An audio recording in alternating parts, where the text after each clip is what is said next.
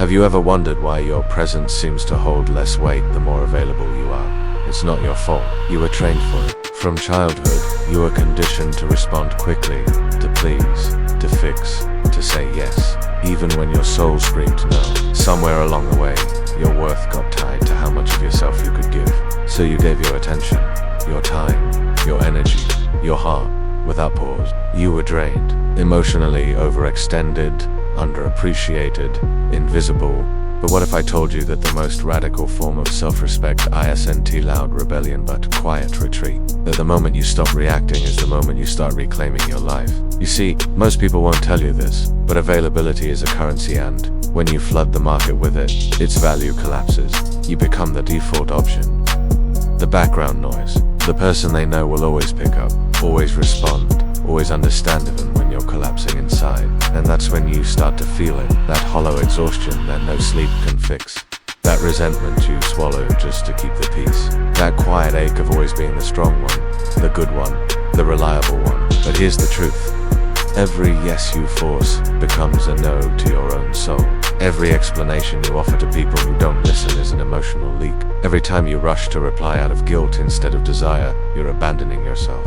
What would happen if, instead, you paused? If you chose silence over response, space over closeness, observation over participation? It may feel unnatural at first, because your programming tells you silence is cold, distance is selfish. But that's a lie taught by people who benefit from your exhaustion. The moment you become less available, something powerful happens.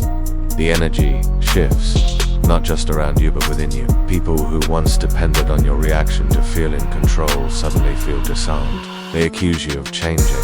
They call you distant. They may even provoke you, just to pull you back into the old version of you, the one who explains, who pleads, who reacts. But don't go back, because what you're doing isn't disappearing, it's reclaiming. You are not being cruel. You are being clear. You are not rejecting others. You are accepting yourself. And yes, it will cost you. You will lose people who only loved your accessibility, not your truth. You will feel lonely. You will doubt yourself. But sit with that. Don't run, because inside that silence is your healing. Inside that withdrawal is the rediscovery of your strength. Let people misunderstand you. Let them create stories. You don't owe anyone an explanation for your peace. You are not here to be liked. You are here to be whole. Stop treating your emotional energy like it's infinite. Stop giving unlimited access to people who drain you. The more you explain yourself, the less they hear you. The more you show up out of obligation, the more you teach them that your time is theirs to claim. And you start to vanish not physically, but spiritually. Your spark dims, your voice shakes, your identity gets swallowed by the noise. But the moment you say, "Not today," the moment you let the phone ring, the message sit, the chaos pass without reaching for I too begin the journey home to yourself.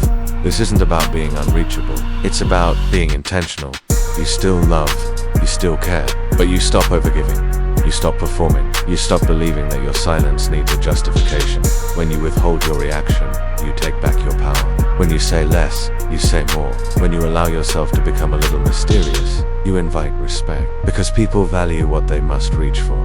What isn't always available, what isn't easily explained. So now, I ask you, how much of your energy have you wasted trying to be understood by people committed to misunderstanding you? How many apologies have you made for being tired, or quiet, or simply unavailable? How much of your life have you spent being the emotional emergency button for others while ignoring your own crisis? That ends now. You are allowed to outgrow versions of yourself that were only built to survive. You are allowed to shut the door, to log off, to not explain. You are allowed to take your energy back, not for revenge, not out of anger, but as an act of grace. Because when you're no longer reactive, you become reflective. You begin to see who truly honors your presence and who only tolerates it. You stop chasing closure and start creating boundaries. You stop seeking to be heard and start listening to yourself. And in that space of silence, something extraordinary blooms. Clarity, peace, freedom. You no longer need the noise. You no longer need to be chosen, because you've already chosen you. And that ... changes everything.